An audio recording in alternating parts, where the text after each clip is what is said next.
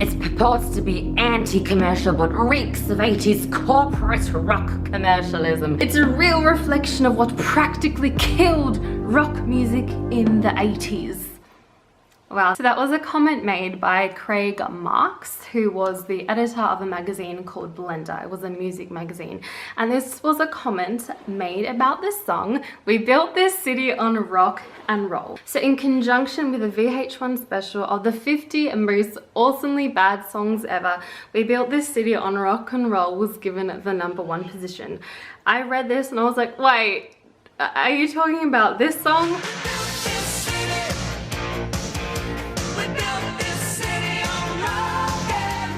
Because that song to me has always been like a fun bop. Anytime it comes on the radio, I've always enjoyed it. So to read that this has kind of consistently been voted as the worst song ever that was popular was a bit of a surprise.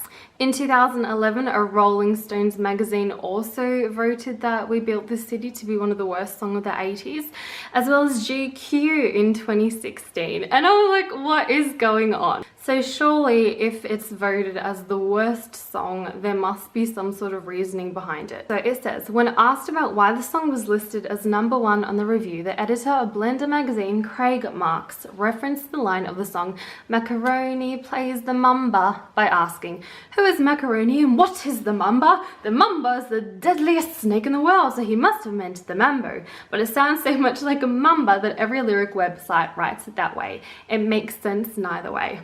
This is the line in question. If you're writing a song and your lyrics don't make much sense in context or just in general, that as a critic you would dislike it, or even as an audience member, I can understand that. But I think this is the difficult thing, like there is no music and art in general is not like maths. It is not 2 + 2 = 4. There is not an equation to decide what makes a song good or bad.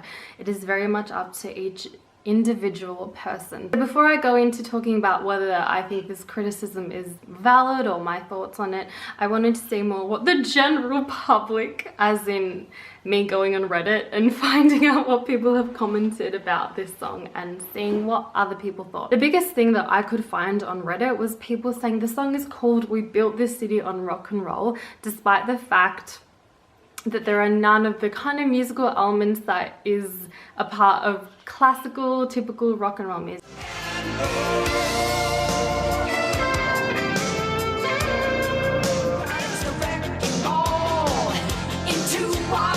This comment made me laugh. For me, it's because I've heard it 1,000 times without my consent. I mean, which can apply to so many songs that are on the radio that are consistently overplayed. That goes for most classic rock. I'm just sick of it. I've heard it all so many times throughout my life. I don't hate it, but I would never play it in my car on the way to work or something. Now, I feel like synths became very popular in the 80s, and throughout time, they become more an instrument used in rock music. I'm thinking Genesis, they are progressive rock. Tony Banks, they have so much synth in their music. Queen eventually accepted synths despite the fact that they were so against it.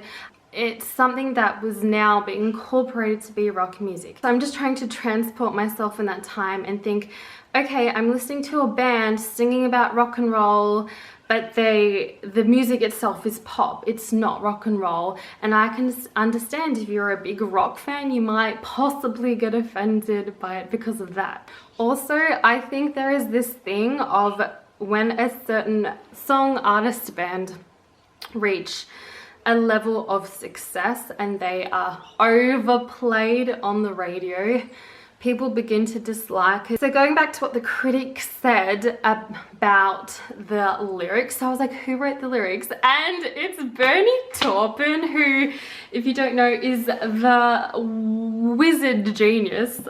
That's a term that I'm creating right in this moment.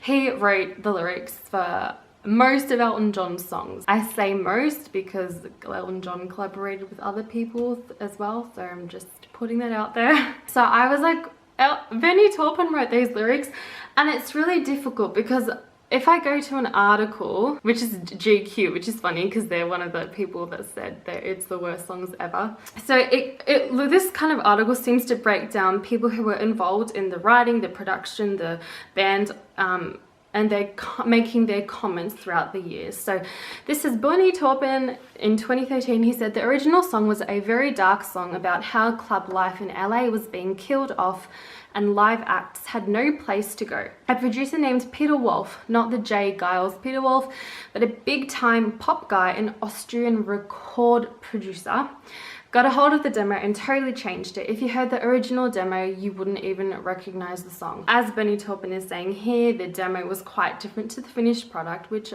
I mean is fine. And that the band members added a few lyrics in here and there and they tweaked it, so they also got writing credits on the song. So I don't know who wrote that lyric that seemed to really offend that one person, and he has every right to be offended, right?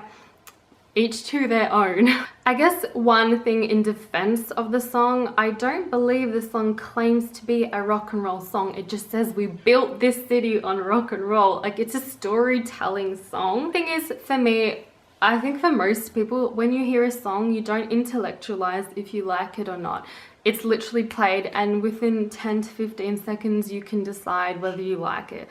It's an instinctual thing of like, oh yeah, I want to hear more, or no, I don't want to hear it. I know that lots of people have opinions on this. Some people will say I'm being too kind, or I'm not being harsh enough, or people will totally agree with this and say it's an insult to rock and roll. And you know, everyone has their own different opinions.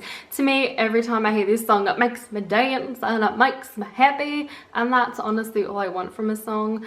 And perhaps because I didn't grow up with it and I wasn't around the time where it was overplayed. This song had a Grammy nomination for Best Rock Vocal Performance. So it was being recognized by the Grammys, which... So they got nominated for a Grammy, so it was very funny for a song to have a nomination of a Grammy and at the same time be voted a few times in magazine articles by people saying it's the worst song ever. Honestly, and of course the criteria for this was that it had to once be popular, so again, I understand that. Tell me what you think. Were you someone who grew up in the 80s and were so sick of this song being constantly overplayed? Because I feel like that's something that we as humans always kind of complain about. Like, a song, it starts to get popular and we enjoy it, but once it's overplayed, we're like, ah, I hate it. Was that you? Did you always love it? What are your thoughts? If you do comment below, please be kind and respectful to each other. You can disagree with each other, fine, but just be nice to each other in the comments. I hope you liked it. This is a new type of video for me. I haven't done something like this, so if you want me to do more, because there are so many other songs that are ranked the worst. I'm like, what do you mean? How is this the worst song ever? And of course, it's all subjective and I understand. Anyway, thanks for watching. Subscribe, like, comment, whatever. Bye.